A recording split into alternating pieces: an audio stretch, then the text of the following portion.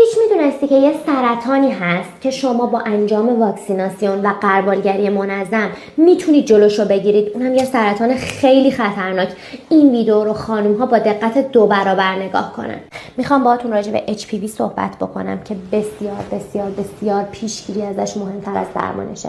انجام واکسیناسیون HPV که اطلاعاتش داخل کپشن هست و همینطور غربالگری های منظم که باعث تشخیص سریع بیماری میشه میتونه کمک کنه و جلوی سرطان رو توی مخصوصا مخاطبم خانم های 18 تا 35 سال هستن بگیره. پس این مسئله رو خیلی جدی بگیرید.